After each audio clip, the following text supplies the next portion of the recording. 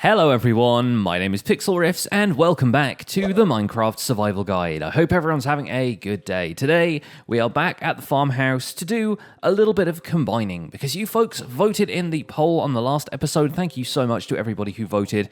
And in the end, it turned out that about 80% of people wanted me to combine the two fishing rods with Curse of Vanishing and Mending, Unbreaking 3 and Lure to end up with all of those on this fishing rod. And so we're going to do that because it seemed like the best thing to do, in my opinion. It did seem like it would be good to have a fishing rod with mending on it, and there is always a chance later that we'll be able to fish up a completely different fishing rod and not have to worry about Curse of Vanishing. But for now, mending is going to be a very good thing. Not only that, but we're also going to get a slight increase in durability. You will notice that the original fishing rod is on 30%, on 30 out of 64 durability. This one is on 1 of 64 durability, but we get 38 durability out of this one. So the math doesn't quite add up there. What it actually does when you combine two tools of the same type, but with different durabilities, is it adds the two durability together and then also adds, I think, 5% or something like that to the overall durability value that you get out of it. So it's actually possible to combine tools if they are a little bit kind of ropey looking and repair them for greater than the sum of their parts. If you want to do that, it's actually quite a good way of combining tools and consolidating them, especially if they're not enchanted later. So that's going to cost us 15 levels, which means we're dropping down to 12 levels left, so it might be worth visiting the Blaze spawner at some point. But today, I think we're going to go on another exploration trip. We're going to go on another quick adventure and see what other biomes we can find, because there are still materials and supplies and other exciting locations out there that we have not yet seen or acquired. So I think it might be worth going and looking for some of that, especially now we are pretty well kitted up in terms of our tools and armor. Still looking for some better enchantments on some diamond armor so we can finally finish off this set of iron armor. But you know what? I think we're going to do okay. So which direction should we travel is the next question. We've already traveled a fair way north. I think maybe we should go this way. We should go east towards the rising sun and see what we can find. To that end, I'll probably grab myself a map from over here because we've already started mapping this area. And so if we go east, we'll be kind of filling out these two item frames here. I'll grab a map. I'll scale it up a couple of times with paper, which we have plenty of at this point because the sugarcane farm has been doing incredibly well. And hopefully we should be able to find some interesting new biomes over there across the horizon.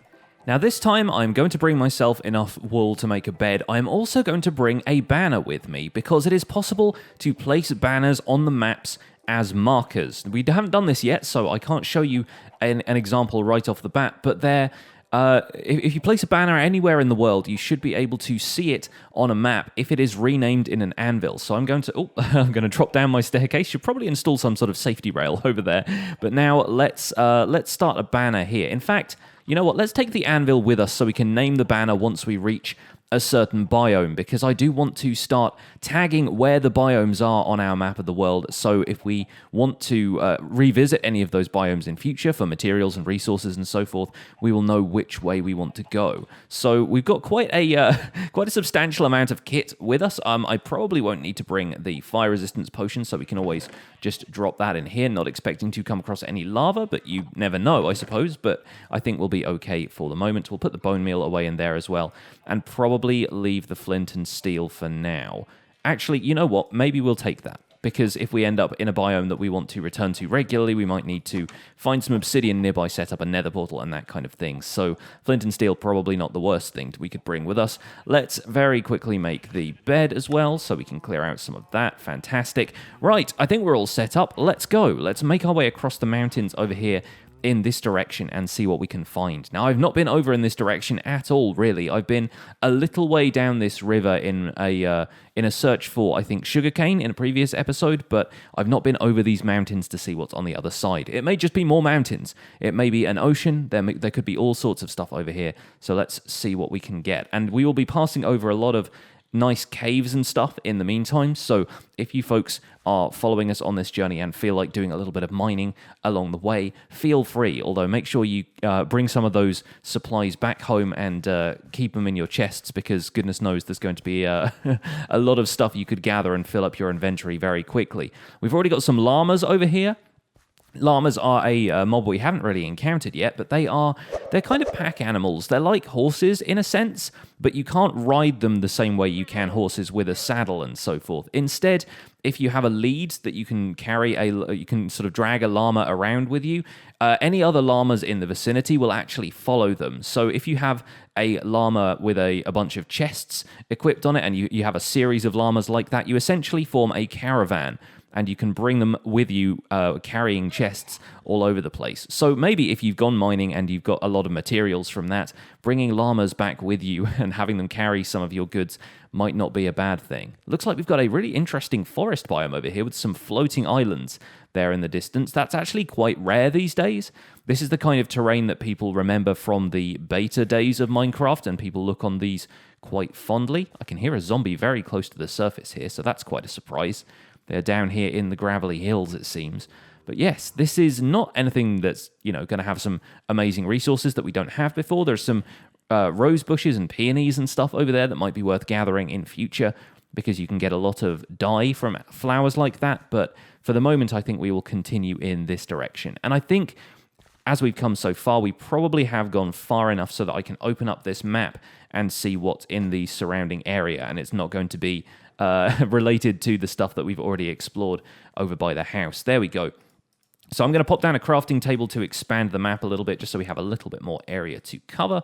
We'll pop the paper around there like so, and scale that up. And okay, yes, this is looking like a brand new map. Perfect. We will take this with us and explore on our way. And there are a whole lot of squid in this river, and I kind of can't help myself gathering a little bit of ink, especially considering one of them washed itself up on the shore just now. In my multiplayer series, Decidedly Vanilla, I just set up an ink farm recently, because when you want to gather large amounts of black materials, for example, black wool, or anything that requires black ink to craft it, like black concrete and so forth, a big supply of ink is actually very difficult to come by, especially now that squids only really spawn in rivers and ocean biomes. So it's kind of nice to have an ink farm, and if you spot some ink on the way, sometimes it's worth gathering. If you're the kind of person who, like me, thinks ahead to what materials they might want to build with, then having a supply of ink is always a good idea. We don't have any bones with us, but we've encountered some wild wolves, which will not attack you unless you attack them. So wolves are actually fairly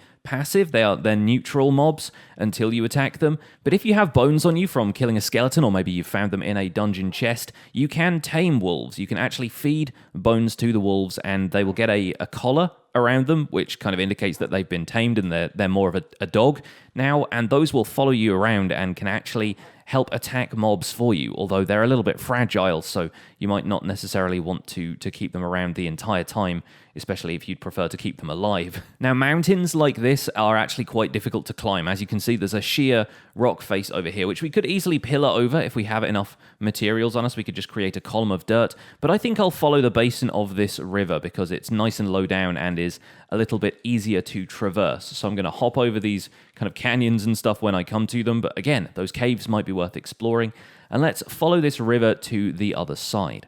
I've gone down the river a little bit further. We are now definitely off the map on that side. If I take the shield out of my hand, we'll be able to see that our player marker there on the right-hand side is no longer showing us which direction we're pointing, which definitely means we are off the map. Well, no worries, we'll continue on, and if we can find enough resources, some redstone, some iron to make another map, then that will be absolutely fine. Let's swap the shield and the map over there like so, and we've encountered a pumpkin patch. So if you find pumpkins out here in the wild, you can always bring those home instead of finding pumpkin seeds in chests. If you break one of these, pick it up, and you can place that in your crafting interface, you'll get 4 pumpkin seeds. So you can plant those just like regular crops and be able to grow pumpkins wherever you want them. I'm going to leave this here for now because, oh, hello, where did you come from? You come down from the mountains, it looks like. Oh, well, at least you're already on fire, so not a problem there. Right, yeah, there's definitely a few caves around here, and probably best avoided for the moment, but the night may be falling relatively soon. We can see it getting hazier in the distance, so I'll keep my bed on standby just in case we need to quickly sleep for the night. At this point, though, I am pretty confident that we can take on any mobs we come across, so I'm actually going to leave the bed in my inventory for now. I'm not going to sleep for the night, and we're going to see what happens when we let the mobs just kind of naturally spawn during the night, and hopefully we should be able to take on anything we come across. We've got a decent supply of food, we've got a sword, we've got plenty of good armor. I think we should manage for now. We've come out of the other side of those canyons into a spruce forest, or as they're otherwise known, a taiga. If we we come down here into the main body of the taiga here out of the mountains, you can see the biome changes to Minecraft Taiga, and these are a great source of spruce wood. So if you haven't found any spruce wood in the mountains nearby, you'll definitely find it in one of these biomes. And they're quite common. You find them throughout the world, and they are usually fairly kind of flat, generally speaking. There's just a lot of mountainous terrain around the place. And they are cold biomes, which means the grass is this kind of like pale blue-green kind of color.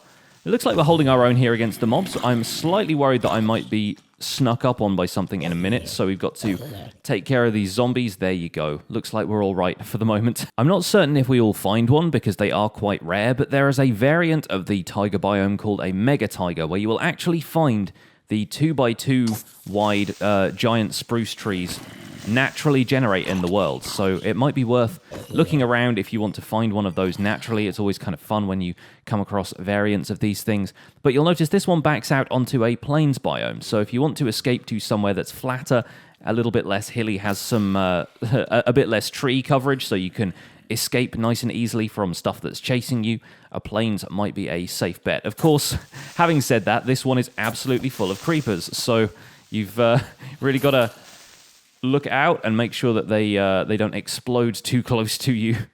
The plains biome is getting a little bit rough over here. There are a lot of skeletons firing arrows at me, so I think the best thing to do for now is going to be to try and run away a little way just so I can make sure I can eat without getting attacked by anything.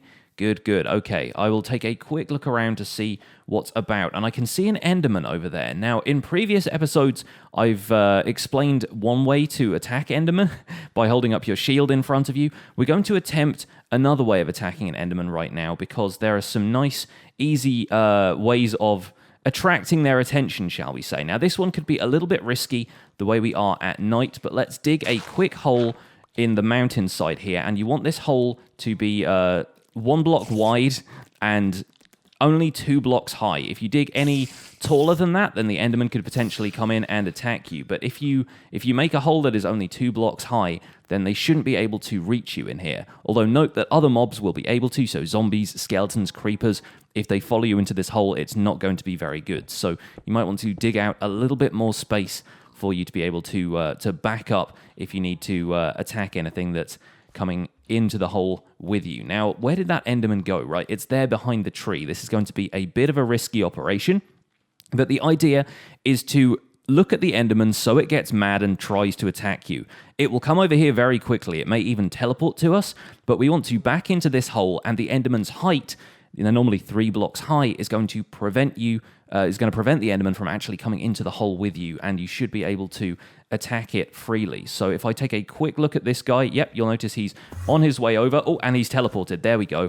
And the Endermen are going to make horrible noises, but they will stand at the entrance to this hole and not be able to attack. So I can just swing my sword at it, and it will keep trying to run at me. Now, make sure the hole is a few blocks deep so that if you're not standing right next to the entrance, it is going to be able to hit you if you're standing right there.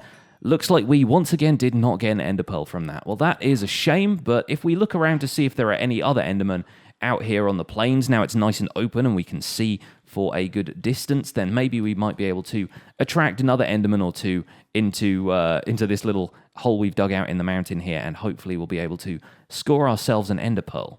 Well, sadly, even though I spotted another Enderman, it looks like he has teleported away once the sun came up. They tend to do that. They won't burn up in the sunlight like the undead mobs do, but they tend to teleport away once nighttime is over. And you'll notice that a couple of other mobs' behaviors change after nighttime. For example, these spiders will not burn up in the sunlight, but during the day, they become passive. They won't actually attack you unless you attack them. So we're going to attack this one anyway, because I feel like it. But a lot of the time, you'll find that spiders tend to be a little bit more relaxed during the day. If they're not already attacking you thanks to their aggro behavior at nighttime, then they'll probably leave you well enough alone when morning comes. It looks like over in the distance over here, we have another swamp, which is quite a surprise. I wasn't expected to be completely surrounded by swamp here in our little mountain kingdom, but I guess we are. Some more pumpkins over there, very appropriate for the Halloween season fast approaching, and it looks like there's nothing too much interesting over here. I will take a quick look around the swamps in case we encounter a witch hut, because witches are something we have not yet encountered in this world, and it might be worth introducing them to you in a slightly more controlled environment. Well, I haven't found a witch hut, but I have found something else. You'll notice peaks of red mushrooms, giant red mushrooms, peeking through the trees over here, and a very lush green biome, and a brand new type of wood. Over there is a roofed forest, or more commonly referred to, I suppose, as a dark oak forest, because these are the only places in the world where you can find dark oak trees. These trees are much like spruce trees in that they will form in a 2x2 cluster, and in fact, you cannot grow these manually unless you have a 2x2 section of tree. Now, I'm not entirely certain what's happened here. Some strange tree generation seems to have occurred because I have not cut down any of these trees at all. So it may be that it was just too close to the border of this swamp or something. But dark oak wood is a really nice building material. It's a brand new wood for us. We've not encountered this one before. So I'm going to take a little bit back with me, and considering that we have been growing all types of trees at our base, we might want to add this one to our collection. Let's see if we can ride the vines up here a little bit. Nope, doesn't look like we can. Okay, looks like we will be cutting this one down as we go then. Let's see. Yep, there we go. We can get up onto this tree like so by climbing the vines on the swamp trees.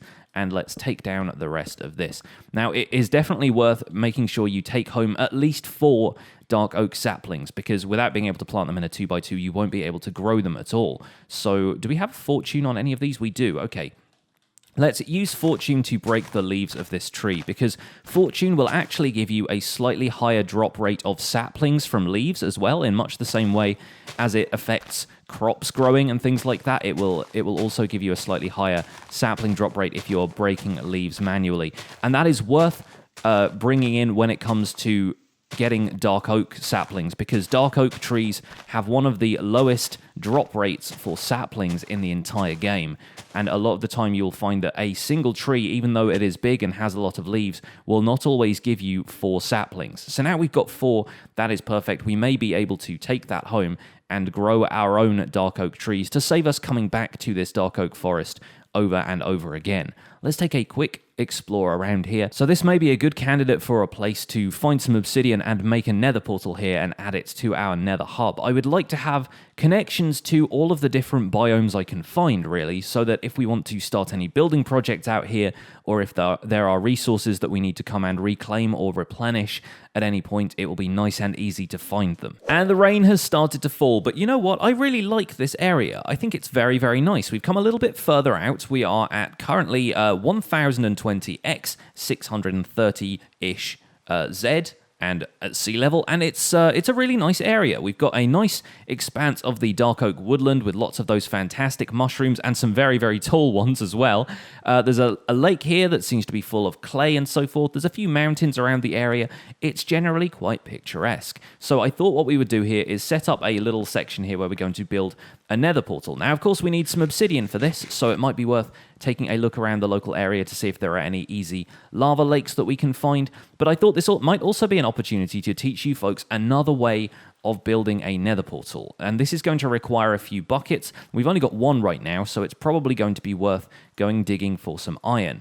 My inventory is pretty full, so what I'm going to do is make a very temporary chest over here in which I can store a whole bunch of the stuff, including some of the dark oak that I've gathered, and I want to keep some essential supplies on me, so we'll keep sticks and coal because we'll need those for mining and so forth. We're going to leave our banner and anvil in there for now. The flint and steel will be useful when we have the nether portal set up and so forth, so the rest of this we can just pop in here for the most part. I think we'll even leave some of the planks and things in here. We will definitely leave our fishing rod in there because we don't want that to be lost if we end up, dying while we're out here for whatever reason. Curse of Vanishing is going to take effect, and that is going to disappear permanently. So if it's in a chest, it will be fine. We can take that out at any time, put it back in the chest, and we won't have to worry about that at all. So I'm going to take a quick look around here to look for any surface caves or any surface lava lakes, because we're going to need a great deal of lava, some iron, and some water for this trick. Now, of course, if you want to return to your base to grab supplies, if you have a bunch of stuff stockpiled there that you just didn't bring with you,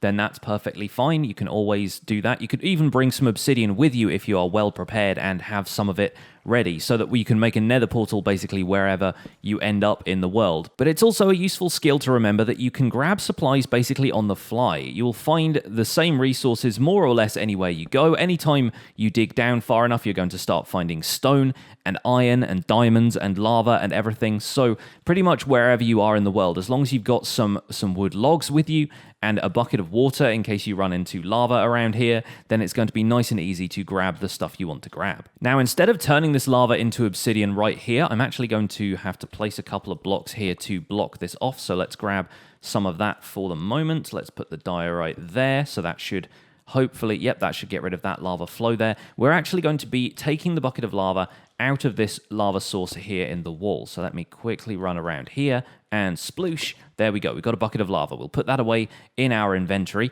and we will need at least one other bucket for this trick. We'll probably need several more if we're carrying lava from a bunch of different locations, but the plan here is for us to make a nether portal without having to actually mine obsidian at all. So I haven't been able to find a large deposit of lava kind of close to the surface right now, but I might do a little bit of digging down around this plains biome here and see what I can find. But at first I can at least demonstrate the method here.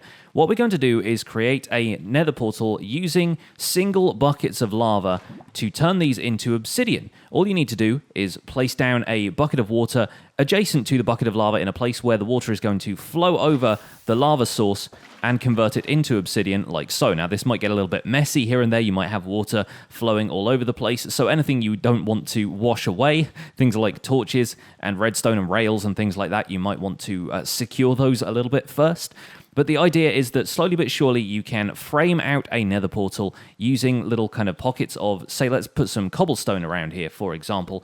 The next place we want a obsidian block to go is there, so we would place a lava source in there, just a bucket of lava. We'd pour some water over the top of it, and then that would reform into obsidian, and once you take that away, it's the start of a nether portal. So what I'm going to do is gather another 9 buckets of lava, as close to 9 buckets as I can get at least, and hopefully we should be able to find a decent source of lava nearby, and then we can build a nether portal frame without ever having to use a diamond pickaxe to mine the obsidian in the first place.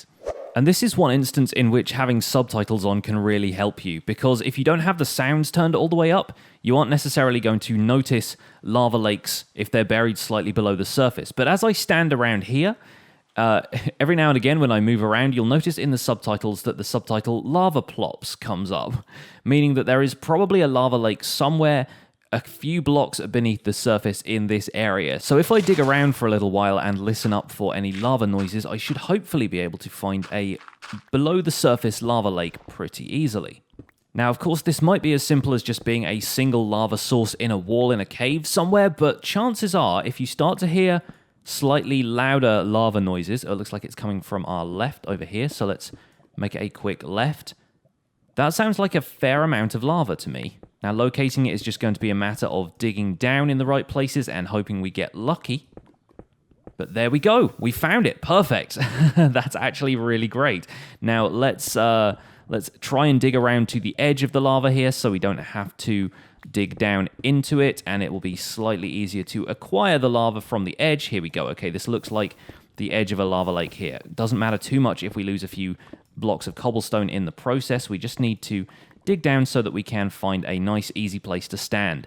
This is textbook. This will be absolutely perfect. Now, I'll check that my inventory doesn't have too much stuff in, because if you try and scoop up a bucket of lava and you don't have inventory space for it, your character will just spit it out in front of you, and more often than not, that means spitting it out into the lava. But it looks like we have at least 6 spaces here, so I'm going to take 6 buckets of lava from this lava lake, and we'll have them all filled up there in our inventory. Thankfully, it has stopped raining. We can start doing the frame for this nether portal like so. Now, all we need to do is pour a bucket of lava in there, like I mentioned before. We'll grab a water source now, and we'll keep using this as we go. And all you really need to do is put down the water source and then very quickly pick it up. And once it's flowed over the lava, it will convert it into obsidian. This method is not necessarily faster than mining out the obsidian, but it does save you the hassle of just standing around and hitting these blocks repeatedly with your diamond pickaxe. Or indeed, if you don't have a diamond pickaxe already, it is possible to get to the nether this way with only having iron. Because if you just have iron to make buckets and so forth, that is really all you will need to make this nether portal frame. There we go, we've got 4 blocks of it in place already. Obviously, we will need a few more, so a couple more trips down to that lava lake will be necessary, but this is a very, very smart way of making nether portals. Now, the 2 important things to remember here are that if you don't have a diamond pickaxe, you won't be able to move any of the obsidian, so getting the placement right first time is very, very important. The other thing to remember is to make sure you are shielded from the lava. So when you're making the top section like this, for example, you will need to make sure that you've got an adequate amount of cobblestone surrounding the area you plan to place the lava. And if any lava ends up flowing around anywhere, it can set fire to you, it could set fire to nearby trees, the environment, and so forth.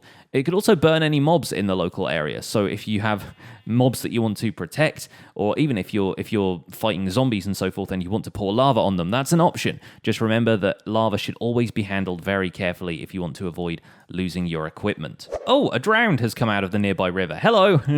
Not going to worry too much about him. He'll be nice and easy to take care of. There we go. Get out of here. Not worried about you at this stage. So let's do these 2 lava sources up here at once. Let's pop those down like so. And of course, lava does not form infinite sources the way water does. So every bucket of lava you place down like this is not going to is going to be an individual lava source, but it's not going to create lava sources if you put them 3 in a row or anything like that. So let's fill those with water so we get a little bit more obsidian, and there is 1 more block left to fill out in this portal frame, which is this one right here, and then we can remove all of the cobblestone around it, and we should have the makings of a functioning nether portal. And of course, pouring all that water down has meant that the surrounded area has had its torches washed away, so we're getting a couple of mob spawns around here, but not to worry. Should be nice and easy to take care of. There we go. We can remove the cobblestone from this, and the portal is only 10 blocks, but we could make it more if we wanted to. It's just the easiest amount of obsidian to do, the minimum amount you really need. And if we light up this portal with our flint and steel, we have a brand new nether portal that we can step through and into the nether, meaning that we can probably find our way home quite easily from this location. So it looks like we are not going to encounter any phantoms tonight. The moon is setting over in the distance, the sun is rising over here, and it may be that I just spent too much time underground collecting the lava with blocks over my head, or it may be that it's just not been too long since I last slept, because I haven't slept in 3 days, which is normally the time at which phantoms start to appear, but it's not always a guaranteed thing. There is still a limited chance for them to spawn. So we've set up our nether portal now. I could probably make my way into the nether and see where this comes out. However, a zombie has walked into the portal whilst we were standing around in the overworld, so it might be a case of quickly attacking him. And much like the previous nether portal to the swamp, this one is close enough to our original base that it has connected up to our nether portal that leads to the farmhouse. So we can make our way back to the farmhouse nice and easily by stepping into this portal and then coming out at the familiar location. But of course, much like the situation with the swamp portal, all we need to do is take the coordinates of the nether portal. In fact, we spotted them earlier in the video because I made that nether portal exactly where I took the coordinates for that plains biome. And all we need to do is go there, make another nether portal in the nether, and we will find ourselves linked up to that dark forest biome nice and easily. And at this point, it's worth noting that while the bucket method of producing obsidian and making a nether portal is useful for making portals in the overworld, it will not work in the nether because, of course, you can't place water sources in the nether at all. It will not work. The water sources will just evaporate into steam and they won't convert the lava into obsidian. So while lava is bountiful in the nether and is nice and easy to collect there, you will need to bring it back into the overworld if you want to convert it directly into obsidian. So what I'm doing is just grabbing a bit of obsidian from a nearby lava lake in the overworld. We're nice and close to the farmhouse here. This is just down in my strip mine that we made in a previous episode. And I figure while I'm down here with my efficiency pickaxe and we're relatively safe despite all the mob noises around us, I'm going to grab as much obsidian as I can so we don't have to worry about making other nether portals in future. We will have plenty of obsidian stockpiled, and then we'll head back into the nether. We'll make the nether side portal for that dark oak forest biome, and we will make our way back there to end the episode. Okay, do you guys think 108 obsidian is going to be enough? I think that's going to be enough. I managed to clear out this room in its entirety. Let's make our way back up to the surface. Okay, folks, I've got the coordinates of the place we need to go. We need to be in the nether heading to positive 128.79, and that is where we're going to find the ideal position for our new portal. So let's take a quick look at the coordinates over here. Okay, so we're going to need to head in an easterly and southerly direction. That should not be too difficult. In fact, it might actually line up quite well with some of the coordinates in our nether fortress. That's quite fortuitous. Let's see how we do here. Well, this might be awkward. We're quite close to the blaze spawner. 79 is around here, and then we need to dig this way a little way. Let's make sure we light this area up. So this is going to be very accessible for the nether fortress, it turns out, but hopefully we shouldn't have too much of a problem. In fact, I should probably go and explore the rest of this nether fortress at some point, because there is a large area out there which we still have yet to explore. All right, let's dig our way through the netherrack here. Looks like we'll be enough out of range of the blaze spawner that it's not going to be a huge issue, and we can always convert this area into a proper blaze farm later on, which is going to mean reorganizing a few things here anyway. Okay, it looks like we're actually coming out onto the other side here, and right here is basically where we need to set up the nether portal. We'll just go a couple of blocks this way, and then we'll start building our portal frame on this side like so. That's going to be pretty good. Right, let's make a quick frame around the top here. 1, 2, 3. 2 more there, and 1, 2, 3 on that side. We could probably fill in the corners there if we wanted to, but I've got a couple of spare obsidian anyway. Let's light this thing up, and hopefully when we step through this portal here, we should be back at the dark oak forest. Ha! Success! We made it! Fantastic. So now we have a connection there, and it's actually nice and easy to get to. In the fullness of time, we will link it up to our nether hub, but as it turns out, it's pretty easy to get to through that fortress anyway. We didn't have to do too much awkward tunneling or bridging out over lava. Absolutely perfect. So now I can grab these dark oak saplings and we can take them back with us. One last thing I wanted to do before I go is make good on my promise of showing you how banner markers work on maps. So let's open up this empty map here while we're standing next to the portal, and as you can see, that fills in pretty much immediately because the surrounding area is not that tricky to map. So let's surround that with the rest of this paper we've got here so that we can make the map a little bit bigger here.